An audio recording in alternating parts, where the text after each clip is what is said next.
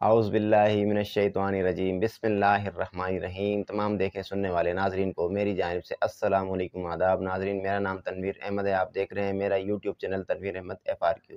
جن دوستوں نے چینل ابھی تک سبسکرائب نہیں کیا، میرے چینل کو سبسکرائب کر لیں اور بیل آئیکن کے بٹن کو کلک کر لیں۔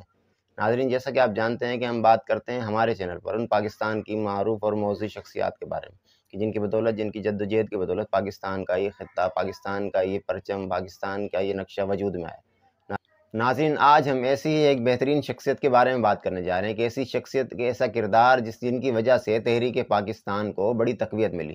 ناظرین، یہ ایسی شخصیت ہیں کہ جنہوں نے مسلمانوں میں، بر صغیر کے مسلمانوں میں الگ وطن کی خواہش پیدا کی، جنہوں نے الگ وطن کے مطالبے کی خواہش کے ساتھ ساتھ الگ وطن کے حصول کے لیے جد و جہد کا مسلمانوں میں جذبہ پیدا کیا۔ یہ ایسی شخصیت ہیں کہ جن کا شعور اور جن کا سیاسی کردار مسلمانوں کو اپنے حصول کے لیے، اپنے مقصد کے لیے کسی حد تک بھی لے جانے کے لیے تیار کر دیتا تھا۔ ناظرین، آج کی ہماری شخصیت کا نام جناب سر سید احمد خان ہے۔ جناب سر سید احمد خان 17 اکتوبر 1817 کو دلی میں پیدا ہوئے۔ ان کے والد صاحب کا نام سید متقی محمد تھا۔ ان کے والد صاحب شہنشاہ اکبر دوئم کے مشیر خاص تھے اور ان کے دادا سید ہادی عالمگیر مغل دربار میں اہم مقام رکھتے تھے۔ سر سید احمد خان نے اپنی ابتدائی تعلیم اپنے نانا خواجہ فرید الدین سے حاصل کری۔ اس کے بعد انہوں نے اپنے چچا مولوی خلیل اللہ سے عدالتوں کا کام سیکھا۔ سر سید احمد خان نے جب عدالتوں کا کام سیکھا، اس کے بعد انہوں نے آگرہ کی عدالت میں کلرک کی حیثیت سے ملازمت اختیار کر لی۔ سر سید احمد خان کی محنت اور ان کی لگن اور قابلیت کی بدولت انہیں دن بدن ترقی۔ سید احمد خان کا شمار ان درد دل رکھنے والی قابل احترام شخصیات میں ہوتا ہے جو قوم کا معمار کہلاتی ہیں۔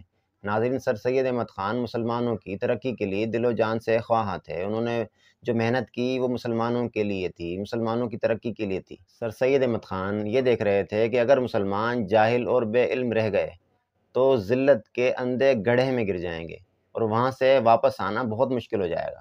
سر سید احمد خان یہ دیکھ رہے تھے کہ مسلمان خواب غفلت سے بیدار نہیں ہو رہے تھے۔ سر سید احمد خان نے انہی پر کوششیں شروع کی، مسلمانوں کو جگانے کا بیڑا اٹھایا۔ عدلیہ اور انتظامیہ میں بھی ہندوؤں کی اجارہ داری قائم تھی۔ چونکہ انگریزوں نے مسلمانوں سے حکومت چھینی تھی تو انہیں یہ خوف رہتا تھا کہ اگر مسلمان ترقی کرے گا، مسلمان پڑھے گا، مسلمان لکھے گا، مسلمان آگے بڑھے گا تو کہیں دوبارہ سے پھر سے ان سے مسلمان حکومت نہ چھین لے۔ اور اسی وجہ سے انگریزوں کی بھی یہی خواہش تھی کہ مسلمان نااہل رہے، بے علم رہے، جاہل رہے، تاکہ مسلمان پھر سے اپنے اقتدار کی طرف، اپنے حق کی طرف واپس نہ آ جائے۔ سر سید احمد خان خوب جانتے تھے کہ سن 57 میں غداروں کی غداری کے باعث مسلمان جنگ ہار چکے ہیں، اس لیے وہ تلوار کے بجائے قلم کی جنگ لڑنا چاہتے تھے۔ وہ مسلمانوں میں وہ شعور لانا چاہتے تھے، وہ قلم کا ہتھیار انہیں تھمانا چاہتے تھے جس سے تمام جنگیں جیتی جا سکتی ہیں۔ صغیر پاک و ہند کی 1857 کی ناکام جنگ اور سقوط دلی کے بعد مسلمانوں کی فلاح و بہبود کے لیے جو تحریک قائم کی گئی اسے علی گڑھ تحریک کا نام دیا گیا۔ سید احمد خان نے اس تحریک کا آغاز جنگ آزادی سے پہلے ہی کر دیا تھا۔ غازی پور میں سائنٹیفک سوسائٹی کا قیام اسی سلسلے کی ایک کڑی تھی۔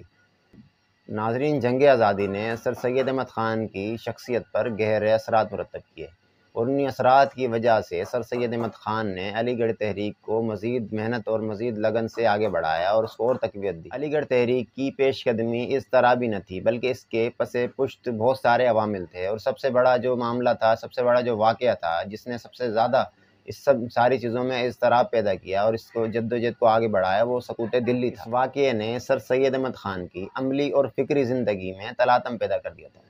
چونکہ اس کا اولین نتیجہ نا امیدی اور مایوسی تھا، لیکن اس واقعے نے سر سید احمد خان کو اندر سے اور زیادہ بیدار کر دیا تھا اور زیادہ متحرک کر دیا تھا۔ سقوط دلی کے واقعے کے بعد جو علی گڑھ تحریک کا بیج زیر زمین پرورش کر رہا تھا وہ باہر آنے کی کوشش کرنے لگا۔ 1879 میں سر سید احمد خان کو برطانیہ جانے کا موقع ملا۔ وہاں جا کر وہ اس نتیجے پر پہنچے کہ ہندوستان میں کیمبرج طرز کا تعلیمی ادارہ قائم کرنا چاہیے۔ سید احمد خان نے ہندوستان آنے کے بعد کیمبرج یونیورسٹی کے طرز کے ادارے کے قیام کے لیے کوششیں شروع کر دی اور ادارے کے قیام کے لیے بے انتہا کوششیں کی اور ادارہ قائم بعد ہندوستان میں سر سید احمد خان نے رسالہ تہذیب الاخلاق کا اجرا کیا۔ سید احمد خان کے رسالے نے مسلمانوں میں نظریاتی پختگی پیدا کی۔ اس نظریے کے لیے، اس کاز کے لیے محنت کرنے، جوش و جذبے سے آگے بڑھنے کے لیے ان کے ذہنوں کو مضبوط کیا۔ سر سید احمد خان 1878 کو امپیریل کونسل کے رکن منتخب ہوئے اس کے بعد 1882 کو وہ ایجوکیشن کمیشن کے رکن رہے۔ 1887 کو sir Syed Ahmad Khan public service commission کے رکن نامزد ہوئے۔ اس کے بعد 1888 کو سر سید احمد خان کو CSI کا خطاب ملا۔ سر سید احمد خان 27 مارچ 1898 کو اس جہان فانی سے رخصت ہو گئے۔ ان کی تدفین علی گڑھ میں کی۔ ناظرین، سر سید احمد خان نے مسلمانوں میں شعور اجاگر کیا، ایک ایسی نظریاتی پختگی ان میں پیدا کی کہ جس کی وجہ سے انہوں نے آگے آ کر قیام پاکستان کے لیے جدوجہد کی۔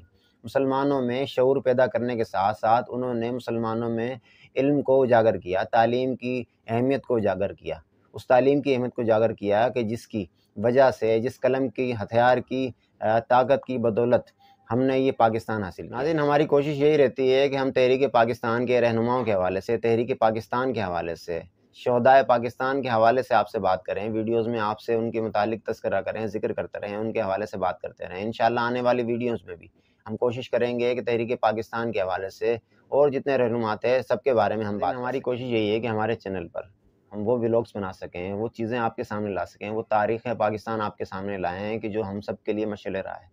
تمام دوستوں کا ویڈیو دیکھنے کا بہت شکریہ۔ ویڈیو کو شیئر کریں، لائک کریں، چینل کو سبسکرائب کریں۔ آپ کا سپورٹ کا بہت بہت شکریہ۔ اجازت چاہوں گا۔ السلام علیکم۔